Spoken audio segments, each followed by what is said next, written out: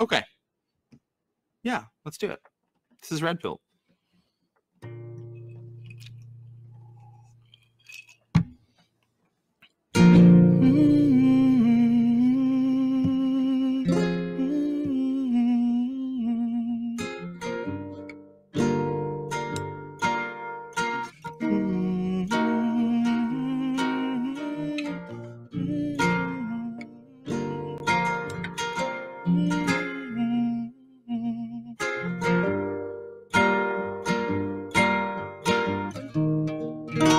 I think I liked it better being blind when I couldn't read between the lines. I couldn't see the cracks in the structure that lay bare before me the whole time.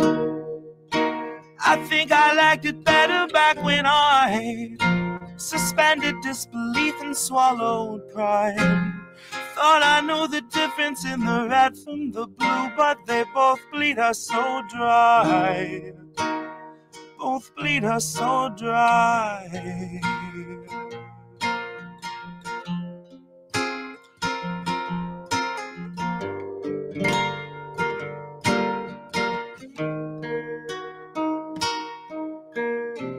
My favorite songs don't hit the same way, 'cause I get to the end of a 4-minute track and I'm only looking back thinking, what did they actually say?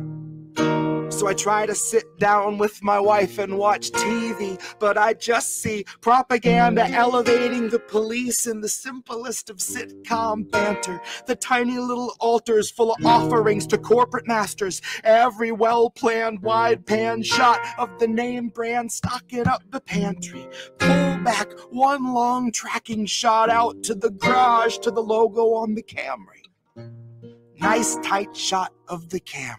Close-up view of the Camry, slow pan up on the Camry, long slow zoom to the unmoving human who's up in the front with a tube pumping fumes to him straight from the back of the Camry. Ashamed he just could not provide for himself, let alone for his family. It's a blue pill mindset that spent 2020 making dance beats.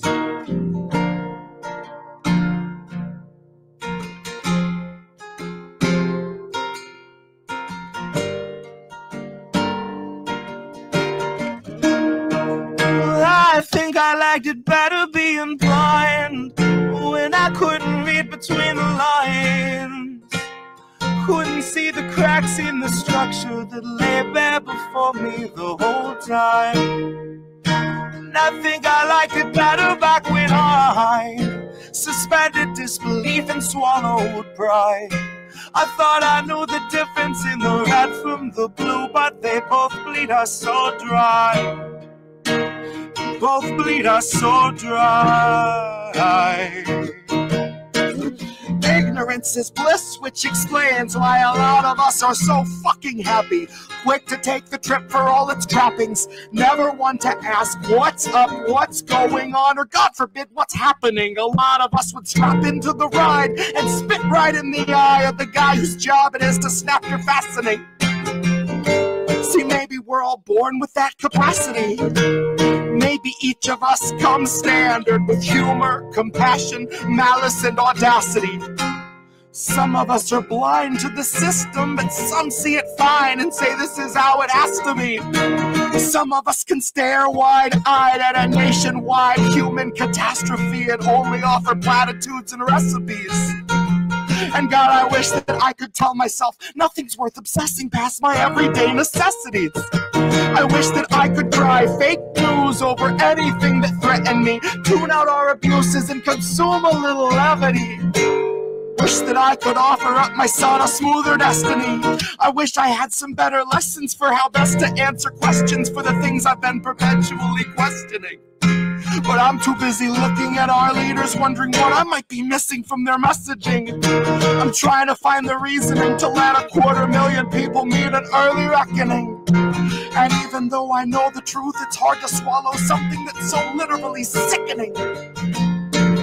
Hope is ever dwindling, COVID ever beckoning. Winter slows your breathing, but your pulse is ever quickening. even though I know the truth, it's hard to keep listening.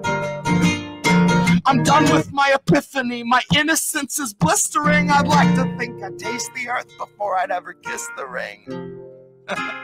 Hard to speak the truth and harder still to keep listening. Sometimes I think I miss being blind, when I couldn't read between the lines. Couldn't see the cracks in the structure that lay bare before me the whole time. I think I liked it better back when I suspended disbelief and swallowed pride. Thought I knew the difference in the red from the blue, but they both bleed us so dry. Both bleed us so dry.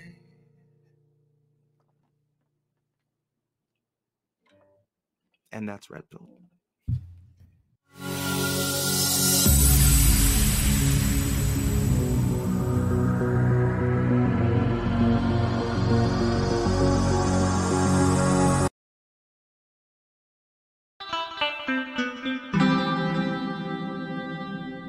Who are these people?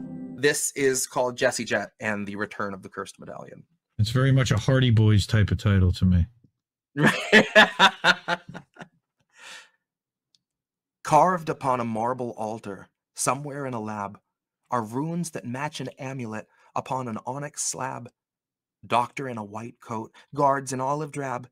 Kissinger, unconscious, but as Providence would have, when the doctor stands beside him and he holds out the medallion, unconsciously, instinctively, he reaches up and grabs. Deep inside a black site that is right beneath our streets, the sacrifice was made by which they demonized our speech.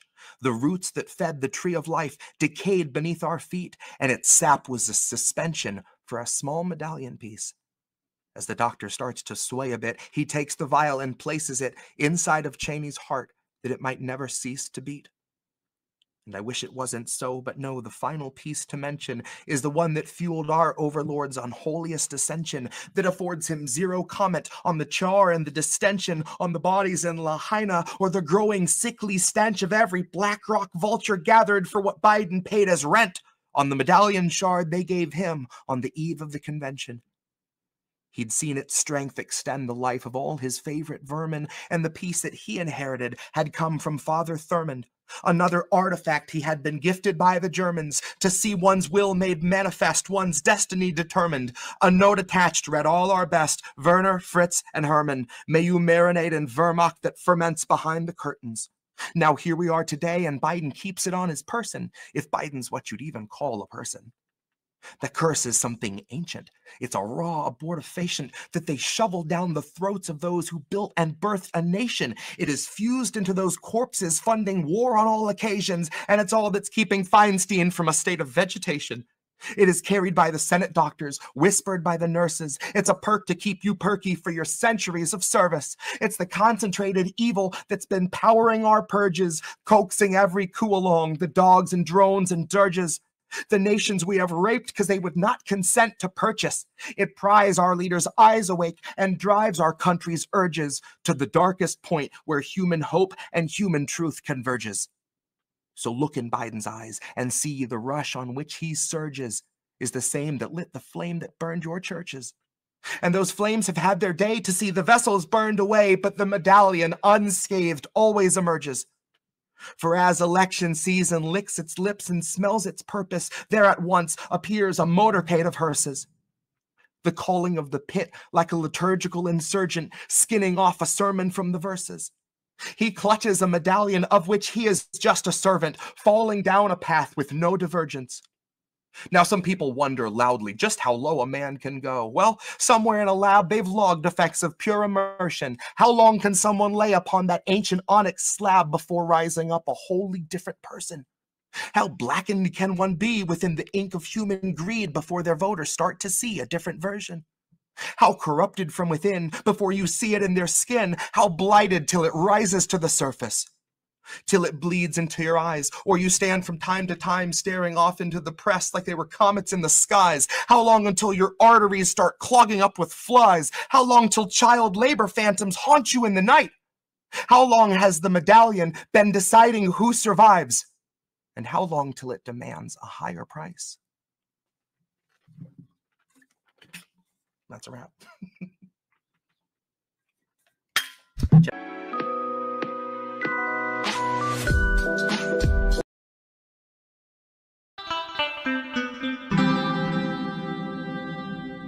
Who are these people?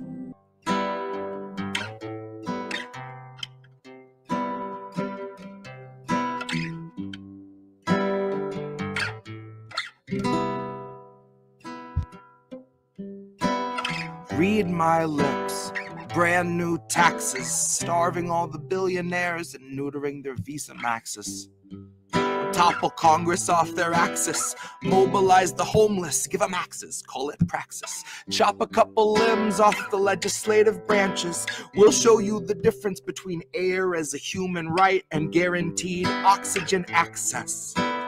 Octogenarians who barely know what day it is are calling countless citizens while sitting on a dais made of ignorance that was built on the graves of the slaves made to labor for its self-declared significance, and all to build a Congress full of millionaires who make their fortunes insider trading while they shit on all the indigent. So I got a bone to pick with our leaders, and I'll start with the ligaments. I'll pick right through the muscle, dig the marrow out, and serve it to the unhoused millions living in their minivans or watching their belongings get evicted out their tenement. I have a dream where we breach the walls of Congress and just let them in. And what happens next will survive in only text, because there won't be any evidence. There will only be that heavy kind of feeling that pervades a space where there has been a reckoning and you can feel its remnants. And let any man who enters seeking power know that those who came before him suffocated on their eminence. That there once was a seal on the wall, but we quartered it and scattered all the pieces that it might prevent its semblance. And so we end the great experiment. We'll take all your billions, leave you 2 coins for the ferryman. Leave you drifting on a Dutchman floating derelict among the wretched seraphim. For holy is the hand that wiped the land clean of those who pose as gentlemen. That's my time, honey. Cue the thunderclap and strike the theremin. And so we end the great experiment.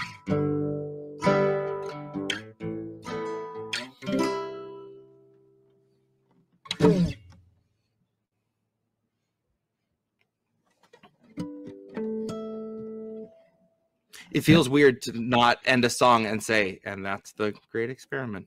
And when I try not to, I just have to all the more. And that's the great experiment.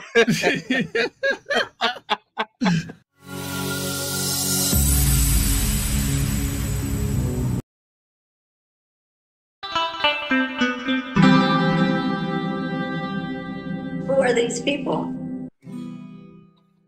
This is Sunday Morning 40.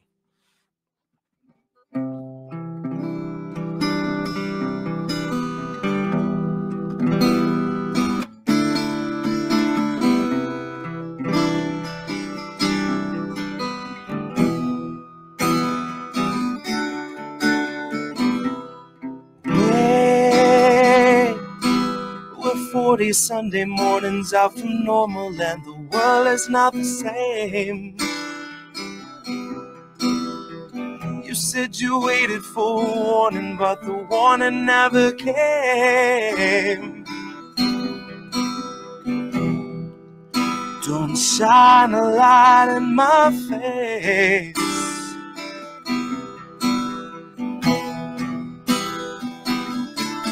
See, Nancy's gonna cut you a check too late. 2 years after your funeral's paid, 2 years after the grave, she'll be a little stronger for all of those dollars she saved. Watching you wake, watching you cling to your family, slipping away. Watch her do nothing but pray. Watch her condemn the Republicans, take them to brunch, and then shrug it away. Now watch us be outraged half of a day, then pick a new hero to face our leaders and think they could beat them, playing the game they played since Pelosi had real human blood in her veins. They're all one and the same, sold off stocks, and they all maintain that the risk was benign and the virus was tame. Flash forward in 40 Sunday mornings, fed 250,000 people in its wake, and a cruise ship sailed today. So motherfucker, don't shine a light in my face. No. Wait. We're 40 Sunday mornings out from normal, and the world is not the same. You said you waited for warning, but the warning never came. To shine a light in my face. You said you waited for warning, but the warning never. And that's Sunday Morning 40.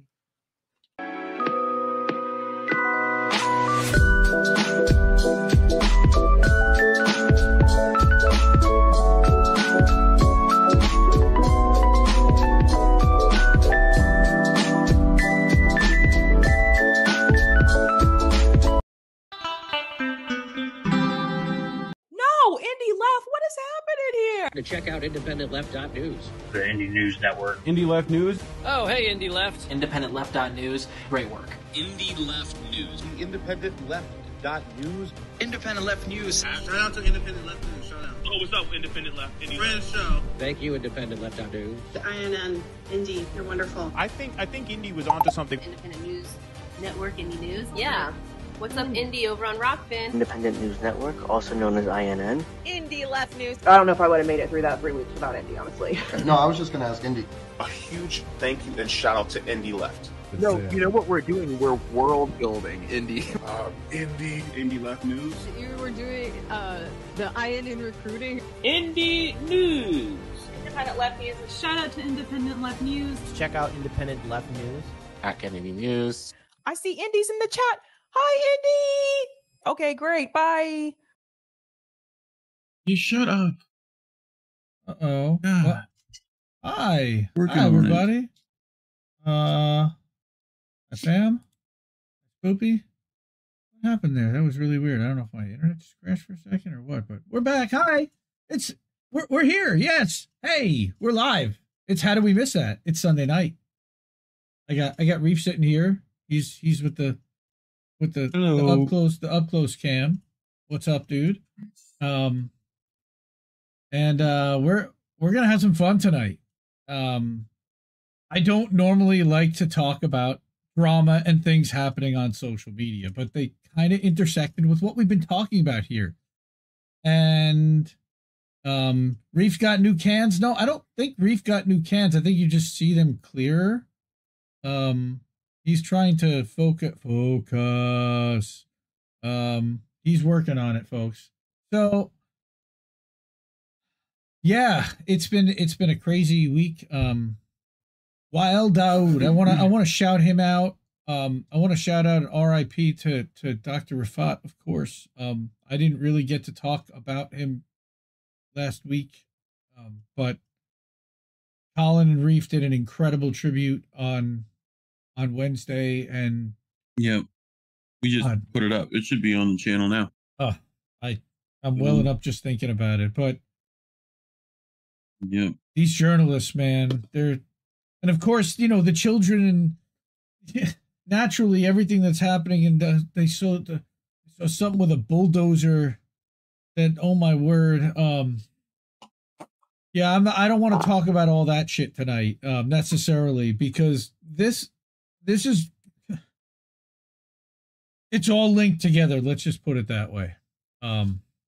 So what had happened was we had a bit of a situation over on Substack last week and a half, to get into what the story is. I'm not even going to, start all the other crap, but I want to get into this because this has really been bugging me, and it's the censorship industrial complex has really got their tentacles out right now. And especially given the CTI league that we read about last week, which we've known about for a long time, but now there's a whistleblower with documents out. There was also the hearing that Matt Taibbi and Schellenberger were brought in front of Congress again earlier last month, to to talk there. There's a lot of narrative circling around censorship, around Substack and Rumble specifically. I don't know if you remember, but about 6 weeks ago, we covered Amy Klobuchar petitioning openly for Jeff Bezos on Alexa voice searches to censor out and to not include Rumble and Substack articles and videos with search results for Alexa. Openly lobbying publicly, not necessarily putting it in a bill or making a legislation, but strongly suggesting, which is when you're a big defense contractor and you play to the crowd of the congressional forum, that's what's you're gonna see bending like that. Now, I don't know, I'm hoping that he won't, but the Washington Post certainly does not want to see Substack articles prioritized over them, though they should be, because the Washington Post is generally trash. But we ended up with an article published in the Atlantic. So this is a crazy story. Substack has been overtaken by a fight all of a sudden over the last week or couple of weeks.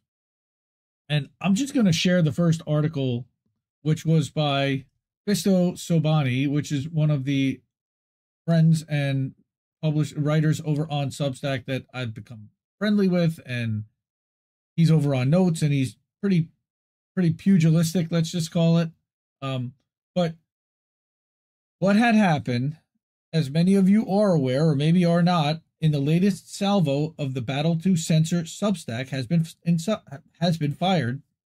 The so-called Substackers Against Nazis has been spreading a collective letter in an attempt to pressure Substack to remove distasteful authors and their content. Now, it's not exactly that necessarily. What they're calling for actually is a demonetization of accounts that are platforming what they determined to be Nazi content. And we're going to get into exactly what is or is not. How about new? Right. And what crazy they Dutch bastard. Oh, it's brutal. All right. So his Substack is called The Partisan. We here at The Partisan take a maximal free speech stance and wholeheartedly condemn this blatant mob assault, not just on the platform we all share, but on the liberty of every person who uses it, not just now, but in the future. You're attacking us and we will not suffer it. But there's been a big fight. Make no mistake. Racket right? News. Yes, that is Racket News. That sounds familiar. Yes, they are familiar. But make no mistake that we know this isn't about speech. This isn't about civility. This is about power. Your power. This is about control. For those just joining us on the show, this instigating piece by Jonathan Katz in The Atlantic underlying this new assault has been widely criticized and discredited. And his piece in The Atlantic that's causing this hysteria was saying that Substack has a Nazi problem. They do not. Okay. Now, what? Yeah, I haven't seen any. Well, Matt Taibbi writes in response to this article, tireless busybodies again target Substack. So he's kind of onto the game. And Matt now says that Substack is under attack again. The crusade is led by a site contributor, Jonathan Katz, whose style might be characterized as embittered conventional, i.e. toting the same opinions as every mainstream editorialist, only angrier about it. There's been more of this genre and on offer here as staff positions for talking point spouters dry up in legacy shops, but hey, it's a free country. If you want braying about fascism, Tucker Carlson, Elon Musk, the lab leak theory, and other hashtag resistance horrors you'd hear about if you just left an MDC in a corner. Now, this guy, of course, came back and said, that's not me at all. Or you feel deprived of headlines like, quote, what Ron DeSantis and a Norwegian mass murderer have in common. Well, Substack's got you covered. If you want anything more than that. But it's not Matt's idea of what alternative media is for, but fortunately nobody asked him, so why should he care what other people read? But Katz does. And that's the whole point. Jonathan Katz certainly does. I've even mixed it up with him a little bit. We're going to show you that. Though this site is a true content free-for-all, where you can find everything from serialized graphic novels, and there are great fiction writers on the platform, to Portuguese dark storytelling, to Bagel Bites recipes. I know you've been looking for those, Reef. Bagel Bites. Of course. Who doesn't love Bagel Bites? It's a microcosm of the old internet, where the randomness and being able to hop from Bigfoot to Buddhism is a key part of the free vibe, and Katz believes he's detected a malicious pattern, and he aims to put a stop to it by deplatforming Substack contributors he doesn't like. Again, it's not necessarily deplatforming, it's demonetizing, but effectively, that's trying to do the same thing in the end. Same thing. Yeah. Group letter is being organized, demanding action. Following Katz's stern argument in The Atlantic, Substack has a Nazi problem. Now, I am not going to show this article. And the reason why is because A, The Atlantic is trash. B, I do not feature corporate mainstream media on this show. I try to make it a point not to do that. And C, I'm certainly not going to give this guy any more light than he's already gotten for himself. However, Matt's saying that as an aside, and this is a big thing, that a big reason that the people read Substack is because of the terribleness of it magazines like The Atlantic, which is edited by a guy named Jeffrey Goldberg, who won a pile of awards for blowing the weapons of mass destruction story in spectacular fashion for years on end, making him a walking, talking symbol of the failing upward dynamic in corporate media.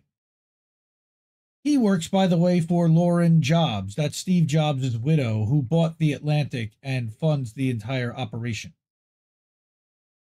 If that magazine wants people to read Substack less, it might consider not filling its pages with exposés about the Alpha Server fantasies or plaintiff defenses of the Steele dossier or other transparent propaganda, instead of demanding deplatforming here. Again, demonetization. This was before the letter had come out. He says, like a prosecutor introducing an adverse witness early, Katz in his piece concedes a numerical observation about the white supremacist problem on Substack. Quote, these are, to be sure, a tiny fraction of the newsletters on a site that had more than 17,000 paid writers as of March, according to Axios, and has many other writers who don't charge for their work. We're talking probably more than 50,000 writers. He says, really, he should stop there, but of course he trudges forward. There are a whole 16 sites, he says. Now it's more than 16. That was anecdotal, and he said that's just where he searched, but 16 whole sites that deploy some variation of a swastika on Substack. And despite these being both legal and a complete non-factor in the national discussion, their existence cannot be tolerated. After explaining his real gripe, that Substack's leaders proudly disdain the content moderation methods that others platforms employ, Katz comes to the moment inevitable in his humorously consistent genre of diatribe in which he threatens to pick up his Substack ball and go home. Of course he does.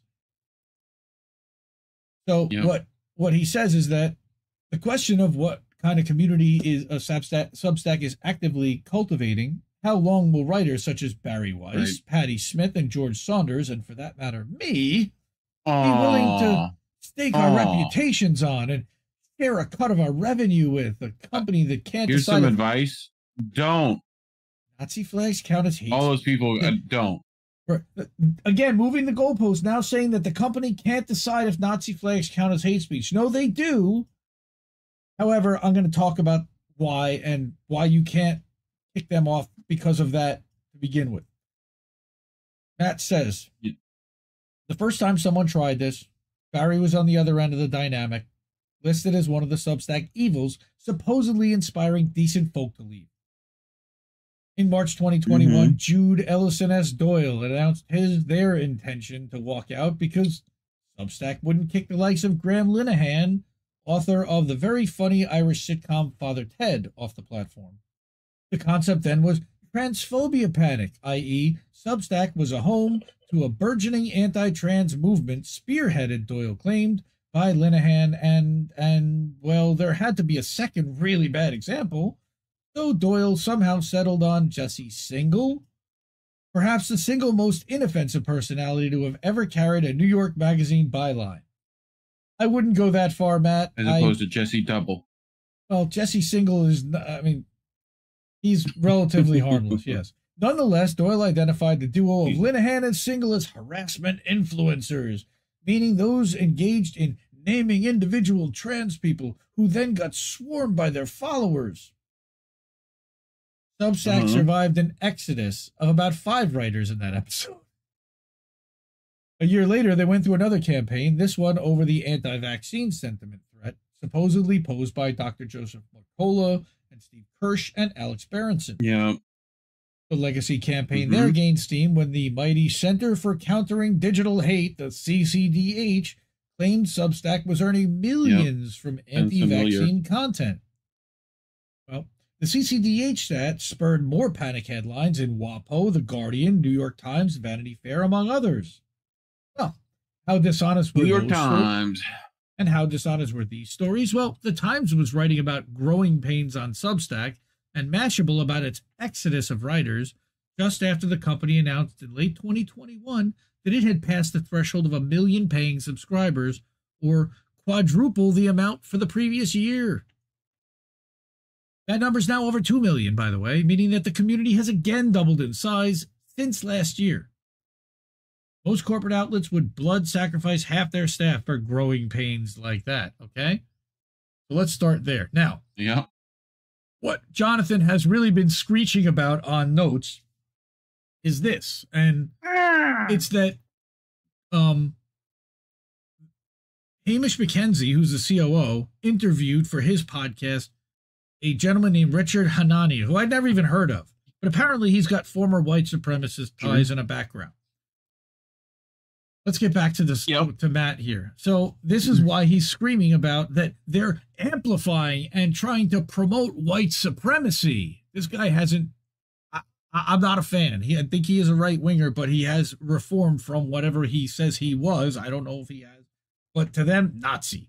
All right. But in an age when censorship and de-amplification are big factors for journalists tempted to say something unpopular, cats destined to be eulogized as a parrot on the shoulder of received wisdom will not be sympathetic. Moving to a platform that's proven it won't buckle is crucial. People like Substack CEO Chris Best and co-founders Hamish McKenzie and Jiraj Sethi have proven they won't let outside groups dictate to them about content. By the way, that's the 3 guys on the thumbnail with the Substack logo above them. That's Chris, Hamish, and Jiraj. I mean, so far they've been so it's not pretty good. So it's not Weezer. It's not Weezer. I mean, look, I've had questions about all 3 of them at times. But look, they're corporate bros and they're building a great platform I would like them to stay out of. And that I actually agree with Jonathan Katz. Stay out of the promoting content providers, and content creators entirely, and be a platform. But this is why contributors like Matt, who have a lot to worry about on this front, are loyal. It's because they fight and won't let outside groups dictate to them about content. Right? And they've proven that to Matt and to us. It's why people seek out content here. They know they're getting a far less filtered version of reality than they're seeing on platforms like Facebook and YouTube, where de-amplification, strikes, and outright removals have become routine. Right? Right. But what's the value add for Substack if they start bouncing sites at the behest of groups like the CCDH or the ADL or even writers at the Atlantic who have a pretty decent-sized Substack? Or the CTI or the UTI. Well, no, or the SAN, which is the Substackers Against Nazis now. And we're going to, over 200 people have signed this letter and copy-pasted it and sent it to all of their email subscriber base. The minute they take a step in that direction, the site just becomes a miniature version of the giant attitude-grinding machines you find across the rest of social media, from whence everyone fled here in the first place. Why does the world need another such platform? Of course, one could ask, why does anyone need Andon's Right Press? Which is one of the sites that that's drawn Katz's ire. And Katz screams about how Matt irresponsibly links to a Nazi newspaper and helps them recruit and get more videos and more people because he's a right-winger. Literally, like that. So is Substack going to be freedom of reach, not freedom of speech? Well, I certainly hope not. But I certainly hope Nazi. But okay. One of the sites. So if one doesn't necessarily think that anyone needs the Andon Reich Press, unless you believe in free speech culture, hate speech isn't illegal in America for a variety of reasons that Katz, who might someday enter into the Guinness Book for writing the most words about the ACLU's defense of neo-Nazis at Skokie without understanding the subject at all, doesn't see. The logic of defending Nazi speech then and now is obvious and has nothing to do with indulging Nazis. David Goldberger led the ACLU's legal team in the Skokie case, and as he put it, quote, "The power to censor Nazis includes the power to censor protesters of all stripes and to prevent the press from publishing and embarrassing facts and criticism that government officials label as fake news. It's literally happening right fucking now." Nearly 50 years later, this is exactly what we're seeing with the Twitter files, the CTI League, the Virality Project that Matt just wrote about, and innumerable other content moderation projects. They start off promising to stop clearly offensive or ridiculous posts like about microchips and vaccines. Yeah, so ridiculous there, right? Quickly, however, the purview expands to include anything that promotes hesitancy or contains anti-Ukraine narratives or too closely overlaps with the information ecosystem of, say, Russia or Palestine. This is how Stanford's Jay Bhattacharya or the Green Party's Jill Stein end up de-amplified on Twitter. How Aaron Mate ends up on a list of accounts passed to the FBI by Ukrainian intelligence, and how guys like that end up on the Mayarovitz list, by the way. I just find it interesting that Matt chooses not to mention that. But I love Matt, and all props to him for being the biggest voice to stand up and punch back against this nonsense that's happening. Because we are under attack here as publishers on Substack by the people who are legacy media and are, in my opinion, invading this platform. And they are guests here.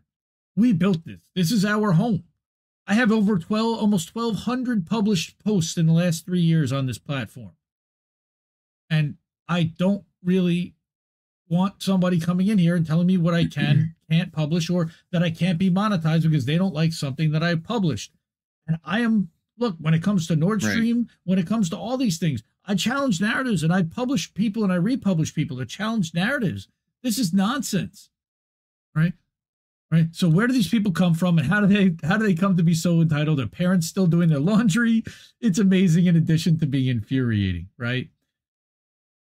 So Matt writes his rebuttal, which I think is great. All right. Now, sadly, I like this guy, Joshua Hill, and I align with Joshua Hill on a lot of things. And here I'm going to show you the article that everybody has republished on Substack, because not Jonathan Katz's article, though he did help write this. This was a collective of writers on Substack that read Jonathan Katz's article and determined and decided that this was a problem that they couldn't live with, and they were going to look. They want answers, and they're demanding that the owners and that the leaders of this platform and company actually respond to them. So Joshua says, I talk a lot about collective action, and I've been moved and encouraged to see well over 150 writers to clearly say that Substack should not assist Nazis in making money on this platform. The platform should not tolerate and help those whose message is the extermination of others. This, to me, is simple and not controversial, but the leadership of this company apparently needs to hear it, and hear it louder and louder. So I'm grateful to those who put this together and glad I could add my voice to this growing chorus. Without further ado. And I can't stress how disappointed I am to see him sign off on this letter. He's one of the few, but I'll tell you, there are 2 or 3 DSA aligned people that have signed off on this. And this kind of tracks along with DSA level kind of thinking and thought control. All right. Now, what they are, and you're going to read what they're going to ask here. So here is their big inflammatory image, very clear. Dear Chris, Hamish, and Jiraj, we're asking a very simple question that's somehow been made complicated. Why are you platforming and monetizing Nazis? Okay. So here we go. Now they reference Jonathan's piece in The Atlantic, right? He says that some Substack newsletters. I love how none of these people are asking Joe Biden why they're platforming and monetizing Nazis. Like to the tune You know of what I mean? $150 billion in the last 2 years. Yeah, how $1 about billion. that? Yeah, how about that? Yeah. How about that?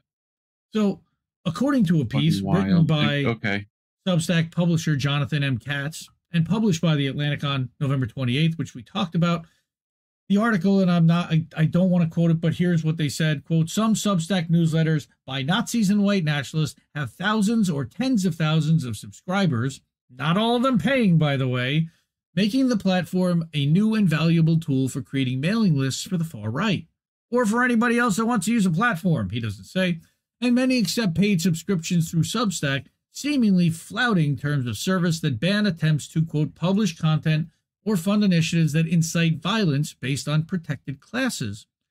Substack, which takes a 10% cut of subscription revenue, makes money when readers pay for Nazi newsletters. I love how he just makes this kind of shitlib smear over and over again. Yeah. All right. And paints, now Substack is just, they're Nazis. Because they accept money, right? They get a fee, just like they get the same 10% for every newsletter on the platform. If you set one up, they can't moderate your content per se unless it is sexual or literally breaking the law. Now, as Patrick Casey, a leader of the now defunct neo-Nazi group who's banned on nearly every social platform except Substack, wrote here in 2021, okay, he's going back 2 years, quote, I'm able to live comfortably doing something I find enjoyable and fulfilling. The cause isn't going anywhere. Several Nazis and white supremacists, including Richard Spencer, not only have paid subscriptions turned on, but have received Substack bestseller badges indicating that they're making it minimum thousands of dollars a year. I'm going to repeat that. They're making it minimum thousands of dollars a year, of which Substack gets 10%. Of which Substack gets 10%. Right. It's not about the money for Substack. Which would be $100? $100 a year? Or no, I mean, it could be a couple of thousand or 10,000, even $10,000 a year, 20, 100,000 a year. I mean, yeah. I know. If you look at, I'm just saying it's nothing. Right. If you're looking at the operating budget, it's literally a rounding error in their accounting line. All right. This is not about money here. Yeah. It's about giving people the freedom to write whatever they want, to know that unless they're literally calling for people to be right. But also, do these same people go to every bank, every do we want to talk about how many times that I don't know, mainstream media has platformed openly white supremacist, like Nazi groups? Jon Stewart literally shook his hand on a Disney stage. Yep. Like, sure did. No, this again, completely blind to Ukraine. All right, but he says from our perspective, I'm not just talking about Ukraine. I'm talking about in Europe. None of these people are calling other businesses to find Nazis and they're not get their money actively taken away there. They're not actively monetizing them in a way that's visible to these people. Sure, and competing with their. I mean, there's countless cops that are openly KKK members, but these same people aren't calling them out. Yeah, but so from our perspective, they're trying to go police people's words on fucking Substack. Now, Jonathan. Okay. Now, I actually sorry. So, from our perspective as Substack publishers, it's unfathomable that someone with a swastika avatar who writes about the Jewish question, who promotes great replacement theory, could be given the tools to succeed on your platform. And yet you've been unable to adequately explain your position. It's not that they've been unable to, it's that they've decided that you're not worthy of responding to.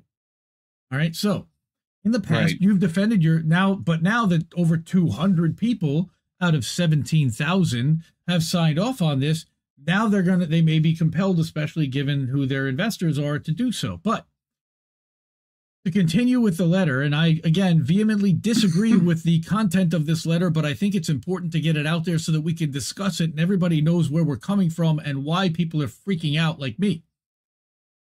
They say that in the past, Substack has defended their decision to platform bigotry by saying they make decisions based on principles, not PR, and will stick to their hands-off approach to content moderation, which is also not really true, but that's okay. But there's a difference between a hands-off approach and putting your thumb on the scale. We know you moderate some content, including spam sites and newsletters written by sex workers. Why do you choose to promote and allow the monetization of sites that traffic in white nationalism? Promote and advance. Promote is one thing. Now, people are saying that they were getting newsletters suggesting and recommending within their scope of recommended newsletters Nazi content. That's bad. If it falls into whatever category overlaps with someone, like, what are you supposed to do? Like, they have algorithms. Yeah. But your unwillingness, as they say, to play by your own rules on this issue has already led to the announced departures of several prominent Substackers, including people I've never heard of, Rusty Foster and Helena Fitzgerald. They follow previous exoduses of writers, as Matt described, as journalist Casey Newson told his more than 166,000 subscribers after the piece came out. The correct number of newsletters using Nazi symbols that you host and profit from on your platform is 0. Uh-huh. So they're saying we, your publishers, want to hear from open you, ones. Want to hear from you on the official. As long as they're closeted. They want to hear from you on the official Substack newsletter. They're making a demand of what they want to hear and where. Is platforming Nazis part of your vision of success? Let us know. From there, we can each decide if this is still where we want to be. And then they're, of course, sending this out. They're copy-pasting this and sending this out to every single person that subscribes to their Substack, which means that potentially millions of people will see this and now think that Substack is a Nazi platform, which is what they were trying to do in the first place, these people. I don't know why. Considering that they publish here. Exactly what we talked about last week. It makes no sense because they don't have an alternative place to publish. Exactly what we talked about last week. Yes. With the CTI. This is exactly what we talked about them doing. I'm so glad. This is exactly like what they did to Rage Against the War first time. You know? Like, oh, there was one Nazi who showed up and snuck in, so therefore... They did it to March for Medicare for All, remember? Yep. They did back in 2021. Somebody put some guy on the list, and then all of a sudden it was a Nazi event, even though they kicked him off the second. And these guys haven't even kicked the guy off. Same reason why there's always one fucking federale who shows up with a fucking swastika at every fucking event that might actually change anything. Right? Yeah, Rage Against War. They had the guy with the big flag, right? Waving it around. Right. Okay. Yeah. Before we get back to it, and I don't want to keep forgetting, hey, check this out. If you do want to hook us up, we do have a Substack, indienewsnetwork.substack.com. You can subscribe there. Patreon.com/indienewsnetwork.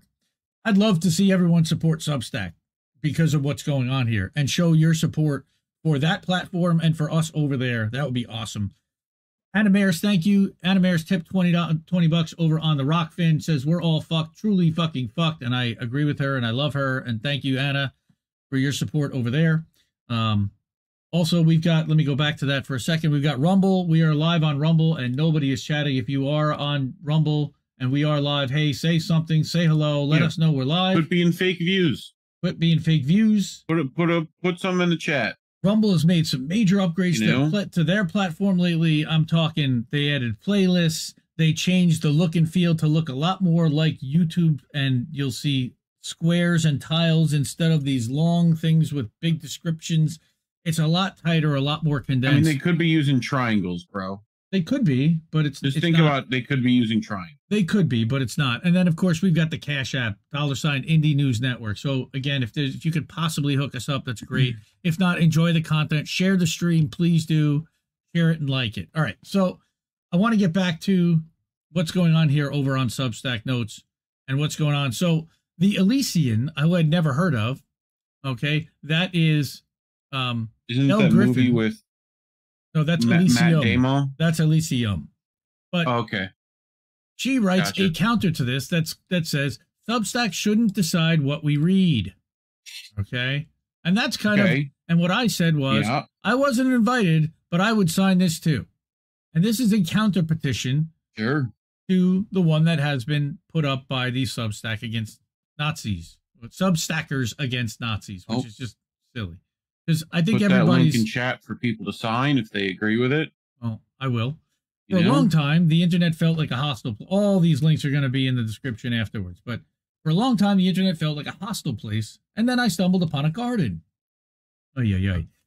He's a fiction writer. In the middle of the mire, Substack emerged as a beacon of writing and discourse. It was a garden of learning where I could find and follow artists and intellectuals, where I could study human flourishing from some of the best minds pursuing it.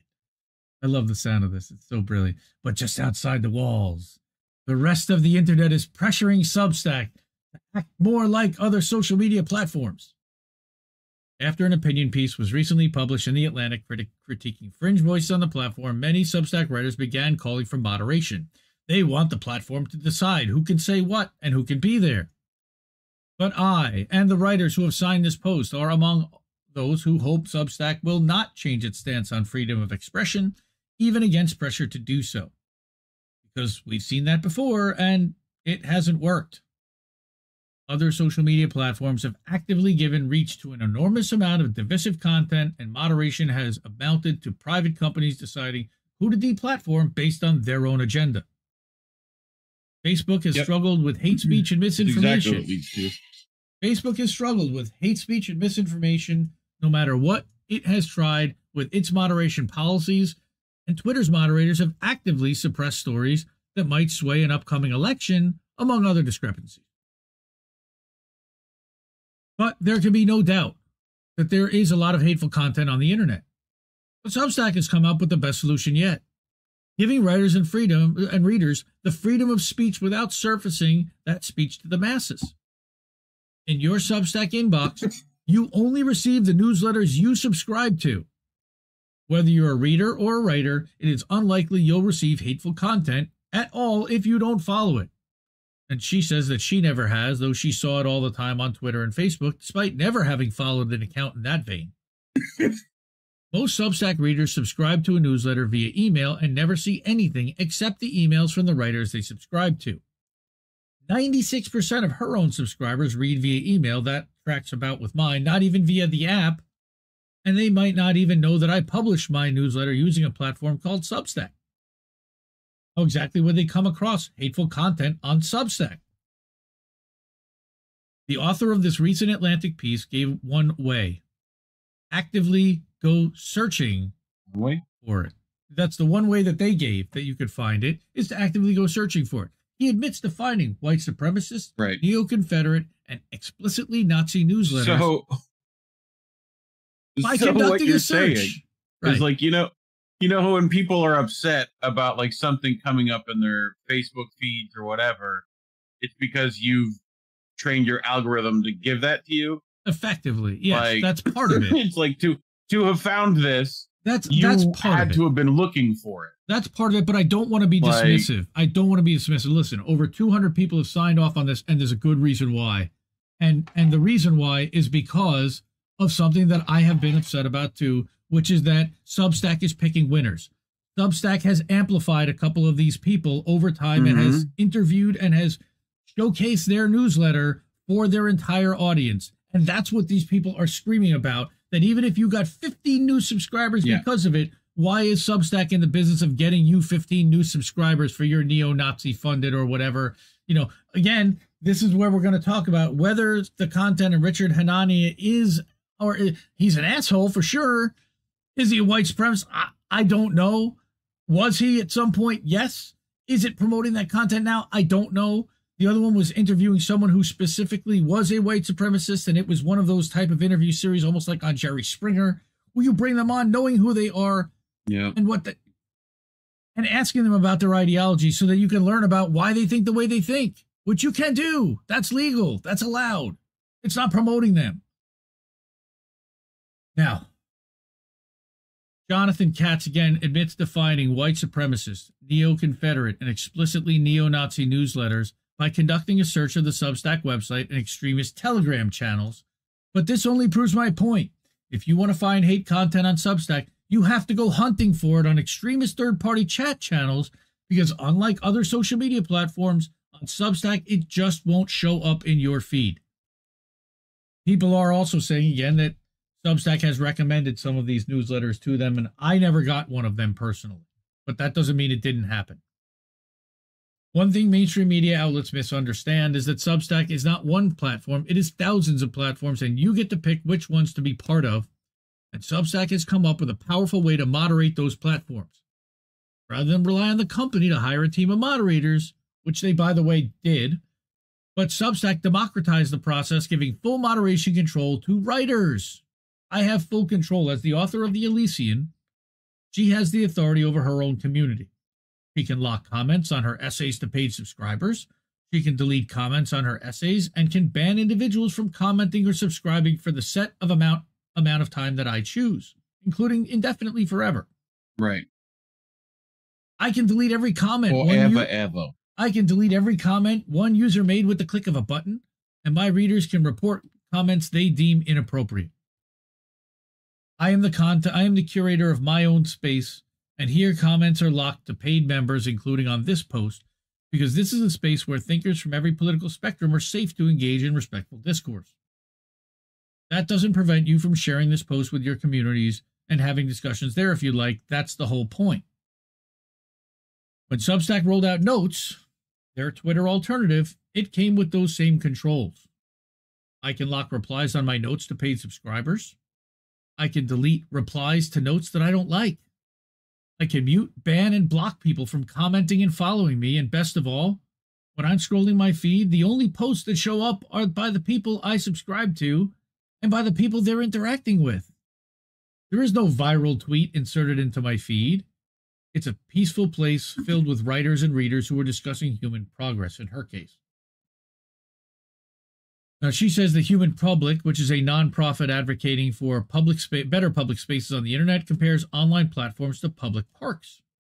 These spaces should be freely available to the public, but they can be a beacon of community gathering or not, depending on how they are designed and used by the community. They list Substack in their database of pro-social digital spaces for its ability to build bridges between groups. Facebook doesn't make the list, but Facebook groups do, which speaks to the power of small, self-moderated groups. And Facebook groups has all kinds of problems of its own, by the way. Yeah. So, I don't want to just read this whole thing, but it's really important to get this part of the protest and this counter narrative. Right. I'm not disagreeing with what she's saying. Yeah, thanks. Substack Thanks, newsletter Rachel. near you. But as they say, why shouldn't we have digital platforms where everyone can feel safe and flourish, like in our best parks and libraries? And yes, that's absolutely true. That's what we've created on Substack. A network of all the best parks and libraries where all of us are safe to flourish. If someone says something in a park you're not part of, not much happens. It doesn't get surfaced to the masses. Unless you actively try to find it, you won't. You're no longer exposed to the niche worldview of whoever says the most outrageous thing or influenced by media outlets profiting from your attention. You're only exposed to the voices you follow and trust online. I'm going to challenge that too, because I had somebody in my comments and in my mentions who follows and subscribes to our newsletter. Her name is Nona Lee, and she's been restacking every person that signed off on this letter, and she's been very active on Notes in the last couple of days. We see you. We definitely do see you and acknowledge you. She has been harassed at times by neo-Nazis and has spent times blocking, having to block and deal with the harassment from this and from posting replies to certain Substacks. I don't know what she writes to incite these things. That's not my thing. And it's not necessarily her fault. And I'm not going to be a victim shamer or blamer here. I'm just going to say that some people say that has been happening. So she says, Emily says that that's not happening.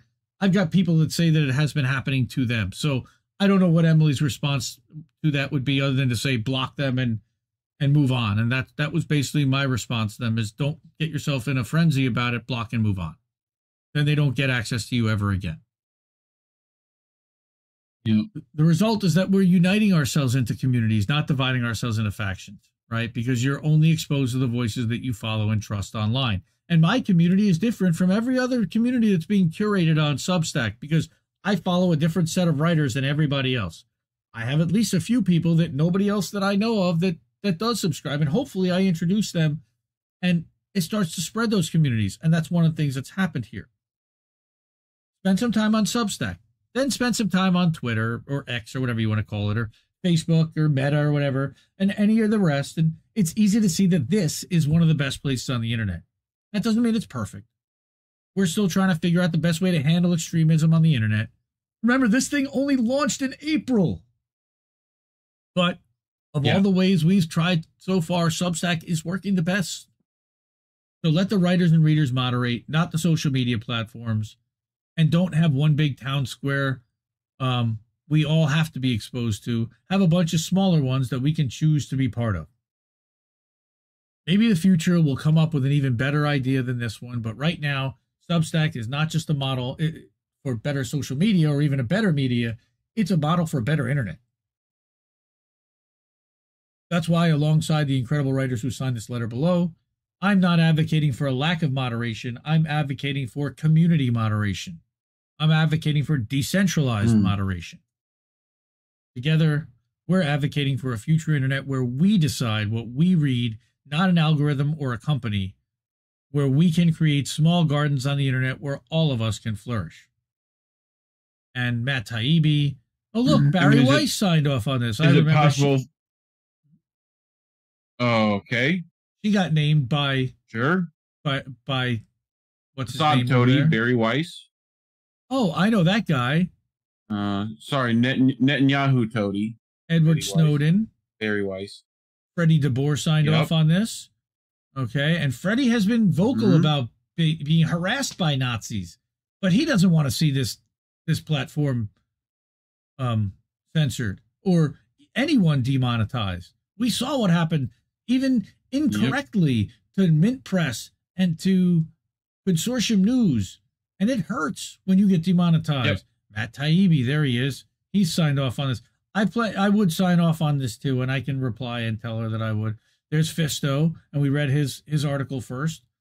Now, someone says that if Richard Dawkins signed off on it, then you're in poor company. Same thing with Slavoj Žižek, who I don't necessarily agree with. But at the same time, we are all about the freedom to publish what we want to publish, and that they're free to be wrong too.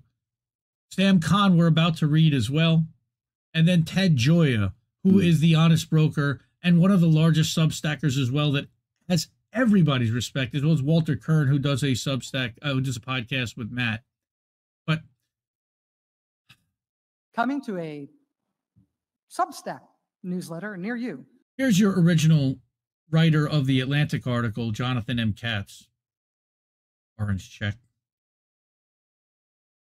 The orange checks, by the way, are people I believe with. Why does everything got to be a check?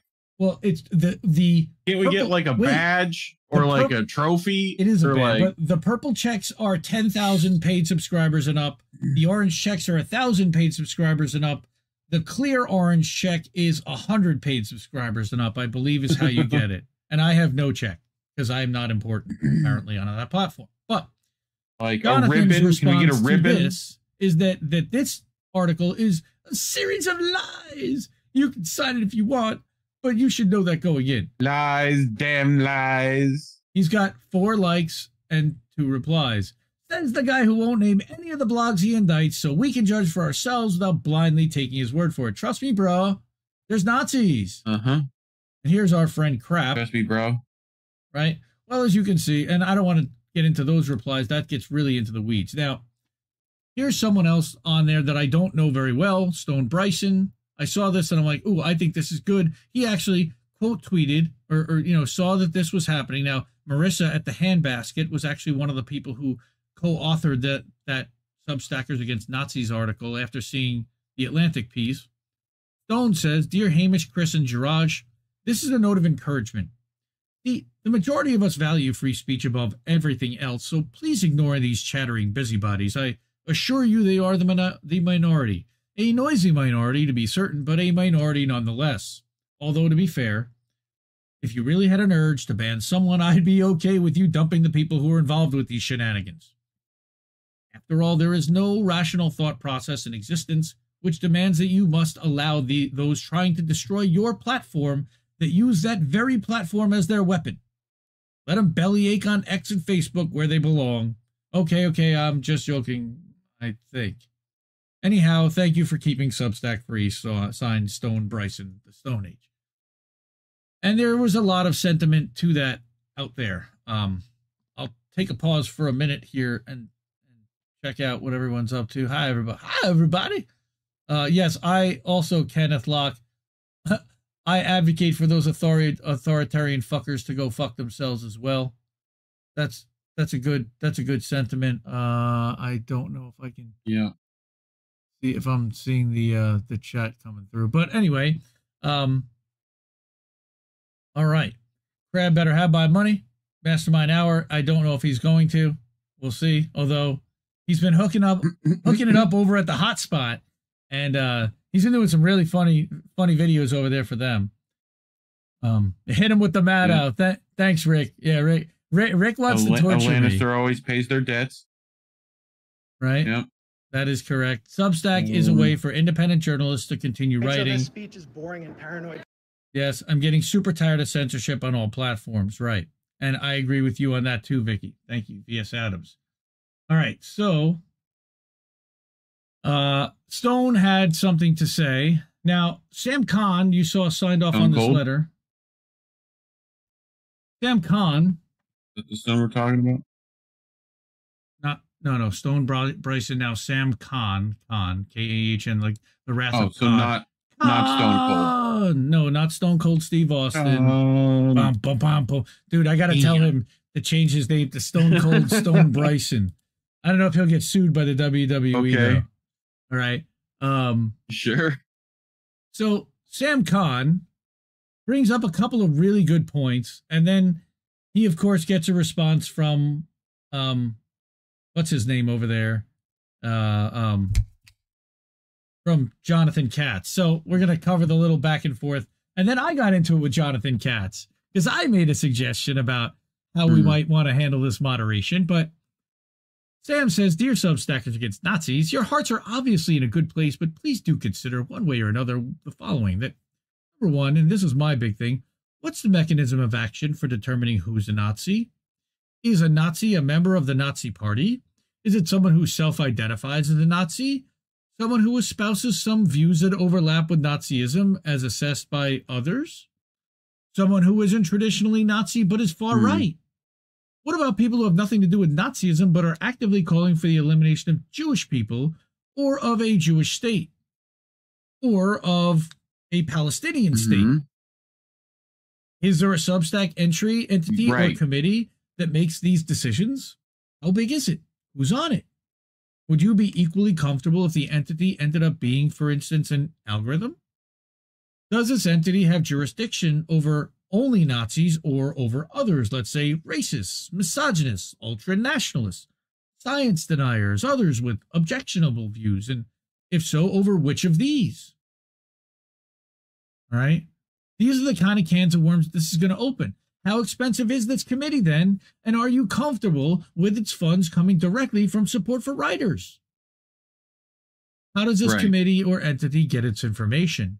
Is there like a tip jar and Substackers report on other Substackers? What's the appeals process if you're accused of objectionable speech or views? And if someone's it'll be like Britain. You gotta if you see something, say something on the internet. They say that in New York. Rat out your people. Yes. If someone's kicked off the platform, what's to stop them from a defamation suit against Substack? Wouldn't that make it easier for Substack to just not list any reason for kicking somebody off? If you're calling for moderation, please at least think through some of the ramifications of what you're calling for. And I keep saying slippery slope here. Michael Moore, M-O-H-R, wrote a response about why he signed the letter. And, you know, it became a lot of, this is leftists that are doing this. And they're blaming leftists for being ridiculous. Right. So they're usually pretty vocal about it. Think Hitler was right. Like to talk about the superiority. Is it not? Okay. So he's trying to answer that. And then I guess, reporting this post or what you can do. Right. But we found out what happens when you report. I'm going to get to that in a minute. But Jonathan then responds and says, it's hard to believe that people don't know this, but okay. There's this thing called Substack Trust and Safety. They already make moderation decisions and have for years. I assume their salaries are paid out of the 10% cut they take from our revenue, plus the money they get from investors.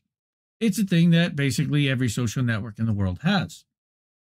So for speaking for Jonathan, but our primary ask is not for anyone to be kicked off, it's for Substack Corporate to come out and discuss publicly why they go out of their way to promote writers who espouse white nationalist views, allow Nazis to monetize their newsletters, and yes, allow posts that seem to be in blatant violation of the TOS against hate.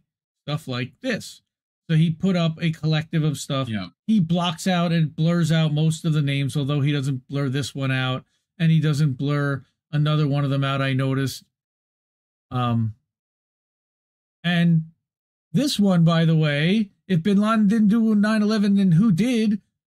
Joe published a video very similar to something like that that was factual. That literally did a deep dive into exactly the influence of 9/11. Like, yes. Oh, Bin Laden didn't do 9/11. Right. Then who did? And guess, and it's saying the U.S. and Israel did. Well, guess what? There's a lot of people that have evidence to prove that. Nobody wants to hear that. Yes, and JFK, but don't go too far down that rabbit hole. Now. We don't have enough tinfoil for our hats. Correct. Now. You know? Sam responds to Jonathan's hysteria because Jonathan likes to run around with his hair on fire. Jonathan, thank you for the reply. Here are a few of the many problems with your piece. Number one, you really misrepresent Substack's terms of use, and I'm very surprised that you got past the Atlantic. The terms of use for hate are to prohibit speech that incites violence based on protected classes, a narrow standard in line with current First Amendment jurisprudence. You claim that the terms of use formally proscribe hate, which is a far broader reading and is your own concoction. What else is new? He pulled it out of his own ass. Number two, under the actual terms of use, very few of the newsletters that you so assiduously scoured through would be in violation of the content guidelines. I'm fully with you on the noxiousness of the Great Replacement theory or the history of World War II from a pro-Nazi perspective, but in looking through the Substacks you identified, I didn't come across explicit calls for violence or for segregation, which is the threshold for proscribing speech. Your argument is that Substack is condoning blatant violation of the TOS, wears very thin.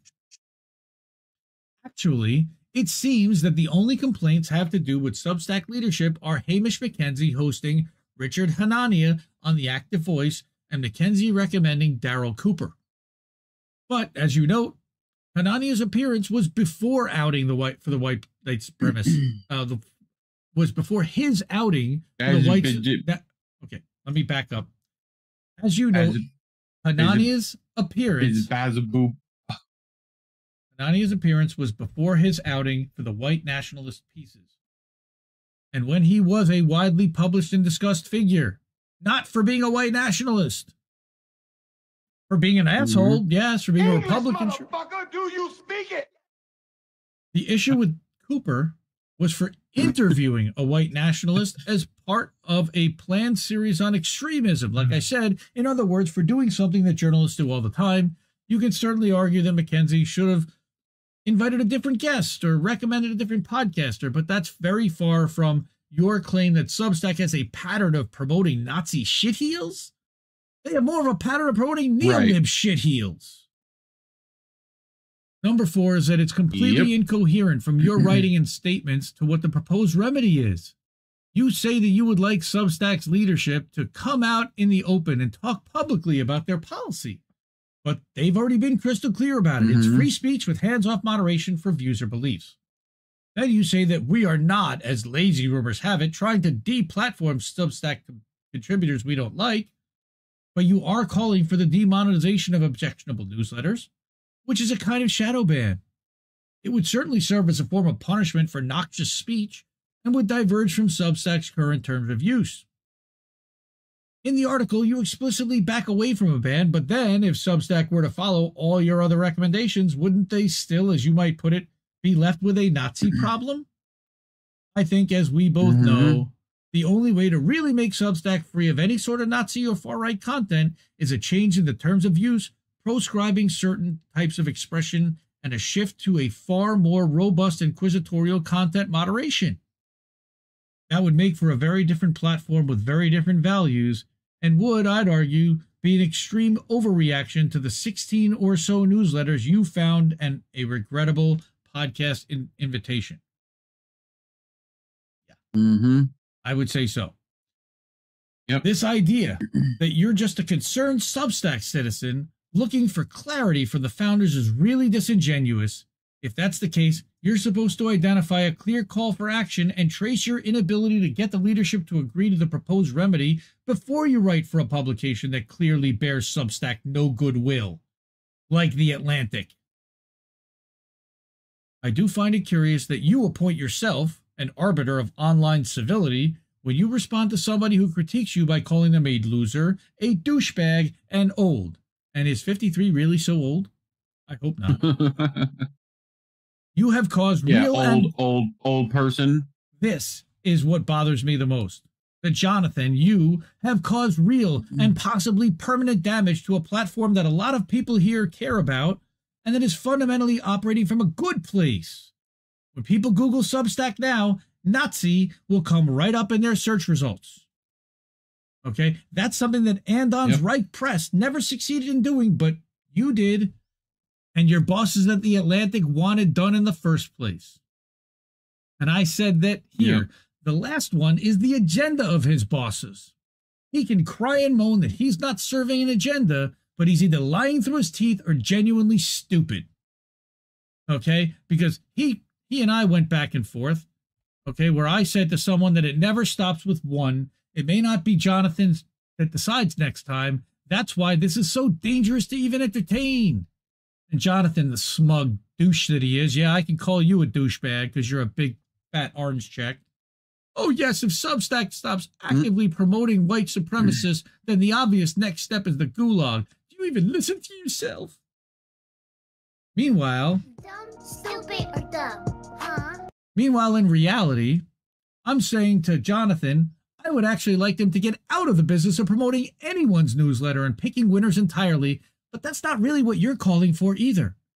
Just that Substack not promote the ones you perceive to be bad. I don't like Hanani either, by the way. I feel the same way about Nate Silver and Robert Reich, who least need the amplification from Substack for their neoliberal garbage and gaslighting. And last week it was fucking Fredo Cuomo showing up here and everybody went, oh my God, Cuomo's here. These are the assholes that fucking made fun of this platform. And now they're here with their tail between their legs going, yeah, well, okay, I guess it is kind of a cool place. We should shun these assholes. How long before Rachel not shows embrace up? them. Oh, coming to a Substack near you. All right, now. I thought this one was also a really good response to this entire problem, right? And to this fight that's been happening. And the problem with me that I see here is that there's a loud group, like Sam said on Notes, that are screaming about this, demanding some response from Substack, and not a lot of people screaming about the free speech part and saying, you know what? This has been fine. Everything's working okay. This guy just decided it was a problem, and now everybody's got to jump. Okay? And oh yeah, he happens to work for corporate media and a billionaire on top of being a freelance independent journalist like Crystal Ball. So, Joshua T. Calkins Trewergy, who I had never heard of at the Storytellers Corner, writes this. Grow up, get serious.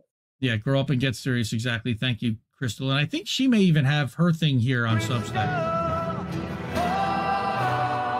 God, she fell on her face so badly this week. It's just spectacular how compromised she is. Why she keeps getting to interview Booby when Marianne Williamson was literally an officiant of her wedding is beyond me. But I digress. Anyway. The hoes be knowing. Yeah, the hoes do be knowing. Somebody actually published an article or put a video out about why I left TYT that I thought was, oh my goodness, about 4 years too late. But can you stop embarrassing yourself? Come on. So here's Joshua, who says, given the recent screeching echoing through the cyber halls of Substack in recent days concerning the Nazi problem the platform has, I decided it might be helpful to do a little experimentation. Now, this is really important. This guy does the lookup, and he tries to find what everybody's screaming about. since first coming across Marissa Cabas's since-deleted note wherein she lamented the apparent overwhelming plethora of such adamant knuckle-draggers on the platform, including me.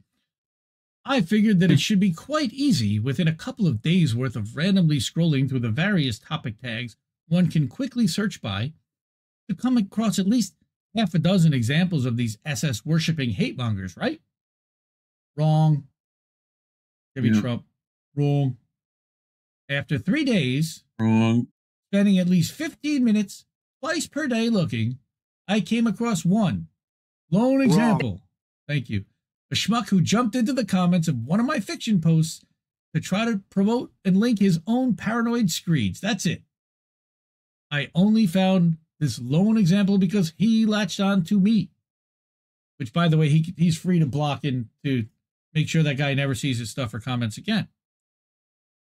So to Mr. Katz, Miss Cabas, and anyone else flailing around like the hairs on fire about this, I would suggest that what is more likely is that you, like Media Matters, before you, over Elon Musk's X platform, went out of your way in search of these Nazis.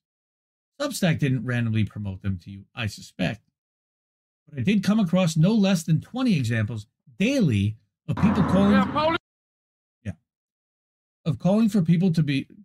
calling for conservatives to be jailed, to be regarded with blanket scorn and suspicion, and 2 Substacks where authors recommended that January 6th defendants face summary execution for their insurrection. Oh, yep. Fun stuff. Insurrection, yes. Yes. Yep.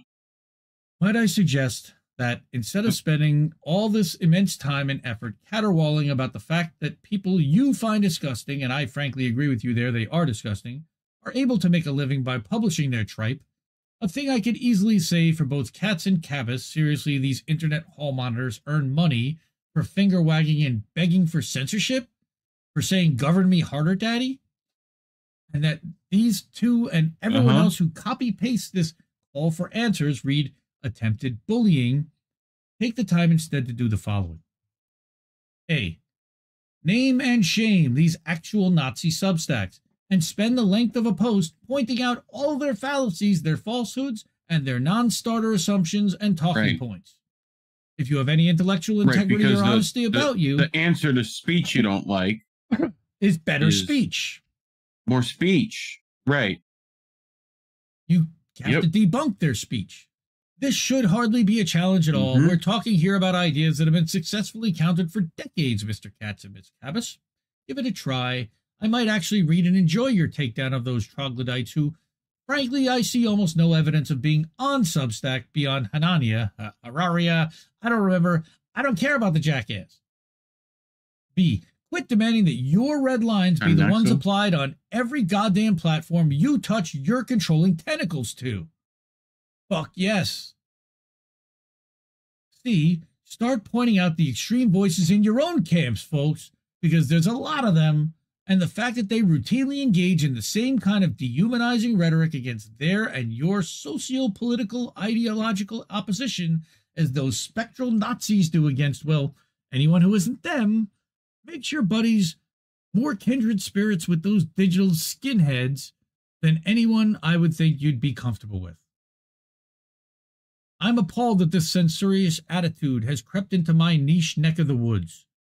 I, only half an hour ago, found an email from Fictionistas, a stack I appreciate for its highlighting the fiction writing element here on Substack, in my inbox, and it was yet another copy and paste of this twaddle. That's a great word. I like twaddle. Sucks. I do not respect supremacists of any stripe, folks. Isn't that the thing under chicken? No, it's a waddle. I do not respect supremacists of any stripe, folks.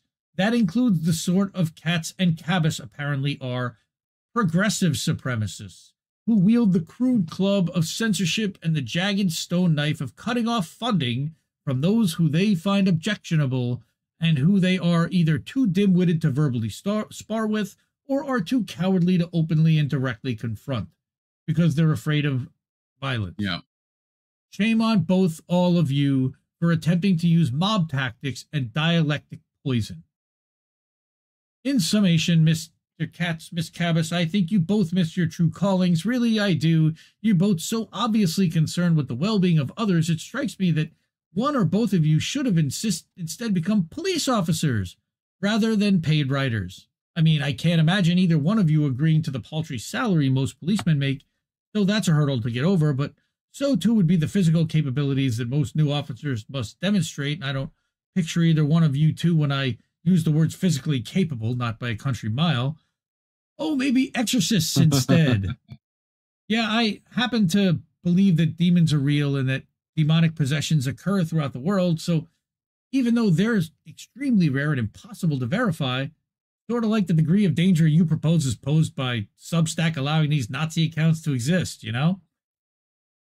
In case you can't tell, and that's a serious question at this point, I'm taking the piss with both or all of you who have signed on this finger-wagging effort. If any of you had my respect before, it is by dint of your jointing this mob action, reduced to barely extant. And for you, Mr. Katz and Miss Cabas, well, I didn't respect you much as it was, so nothing of value is lost there.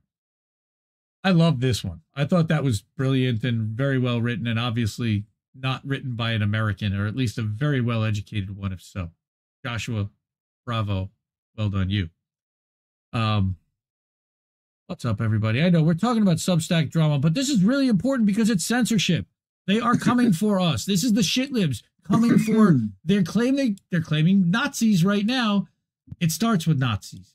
Then it becomes... And I already saw it start to jump to people who are anti-trans. Okay, now it's you're platforming hate speech against trans people. And then they continue to move the goalposts and move the line and move the line and move the line.